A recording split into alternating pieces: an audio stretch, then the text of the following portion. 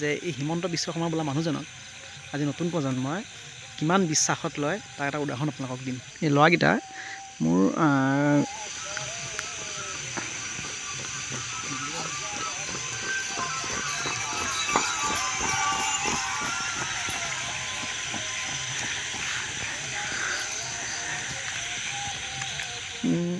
মোৰ ঘৰটোৰ ওচৰতে প্লেটফৰ্ম এখন আছে, ৰেল ষ্টেচন এটা। সেই ৰেল ষ্টেচনটোতে এই ভাইটিকেইটাই দৌৰি আছে। সিহঁতকেইটা মোৰ চিনাকি ভাইটি, সৰুৰ পৰাই মই সিহঁতক দেখিছোঁ। কিন্তু সিহঁতে কেলৈ দৌৰি আছে মই অকণমান সিহঁতৰ লগত সুধিম, দিয়ে এটা ৰাউণ্ড মাৰি আহক, তাৰপিছত মই সুধিবলৈ চেষ্টা কৰিম আৰু লগতে আপোনালোকক ক'ম যে এই হিমন্ত বিশ্ব শৰ্মা বোলা মানুহজনক আজি নতুন প্ৰজন্মই কিমান বিশ্বাসত লয় তাৰ এটা উদাহৰণ আপোনালোকক দিম। আপোনালোকে ৰৈ থাকক, দেখুৱাম আপোনালোকক। সিহঁতকেইটা আহক এবাৰ। সিহঁতকেইটা আহিছে এতিয়া আকৌ এক ৰাউণ্ড মাৰি। দীঘলীয়া এখন প্লেটফৰ্ম, মই সেইকেইটা সুধিম এতিয়া। কেইৰাউণ্ড মাৰিলে এতিয়ালৈকে? চাওঁ বাৰু অকণমান। কেইৰাউণ্ড মাৰিলে এতিয়ালৈকে? হা 8 পাক হৈছে। 8 পাক হৈছে। হে আচ্ছা, এটা কথা কওঁ, গোটেইকেইটা পুলিচৰ কাৰণে প্ৰিপেৰেশ্যন কৰি আছে? হে পুলিচৰ কাৰণে?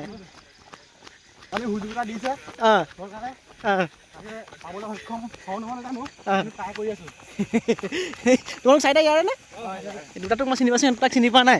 আচ্ছা, CM সিদিনাখন কৈছে যে এইবাৰ যদি গভৰ্ণমেণ্টত আকৌ যদি পাৱাৰত আহি যায় তেনেহ'লে এইবাৰ 2 লাখ চাকৰি দিম বুলি কৈছে। আছাম পুলিচৰ বহুত আছে তাত। হা, কেনেকৈ চোৱা মামাৰ কথাটো? এতিয়াতো আকৌ আহিবনে মামা এইবাৰ? হে অহাটো বিচৰা নাই এইবাৰ? হে তাৰমানে তোমালোকৰ কাৰণে অহাটো বিচাৰা? তোমালোকে কেতিয়াবা দৌৰি আছা? 5-6 বছৰ হৈ গ'ল মানে পুলিচৰ কাৰণে? আচ্ছা, বঢ়িয়া। পইণ্টৰ কাৰণে এতিয়া লগত অকণ কথা পাতিম। তাৰমানে চাকৰি ল'বাই এইবাৰ? হে আহিব মামা তেনেহ'লে? হে অহাটো বিচৰা নাই? হে তাৰমানে চোৱা হা, এতিয়াতো গভৰ্ণমেণ্টখন ফৰ্ম হোৱা নাই, মামাটো অহা নাই এতিয়ালৈকে। তো মানে বিশ্বাস এটা আছে যে মামা আহিব আকৌ। হে মানে মামা আহিব আকৌ দিব, সেইটো আশাতে ধৰি আছে তোমালোক? বঢ়িয়া বঢ়িয়া। গোটেইকেইটা BA পাছ কৰা নে? গোটেইকেইটা BA পাছ কৰা? অঁ, এতিয়া আকৌ পোষ্টটো ল'লে দিবা এইবাৰ? পোষ্টটো ল'লে দিবা এইবাৰ? এপ্লাই কৰি থৈছা? অঁ, গোটেইকেইটাই? মজা মজা মজা। মই আচলতে সিহঁতকেইটাক দুটা ভাইটিক মই চিনি পাওঁ, কিন্তু বাকীকেইটাক চিনি নাপাওঁ। মই যে ক'লোঁ এই হিমন্ত বিশ্ব শৰ্মা বোলা মানুহটোক এই প্ৰজন্মতে ইমান কিয় ভাল পায়। এতিয়ালৈকে গভৰ্ণমেণ্টখন ফৰ্ম হোৱা নাই, কিন্তু গভৰ্ণমেণ্টখন ফৰ্ম হ'বলৈ এতিয়া চবেই প্ৰেডিকশ্যন কৰি আছে যে আহিব বুলি। ঠিক আছে, তোমালোকে দৌৰা হা।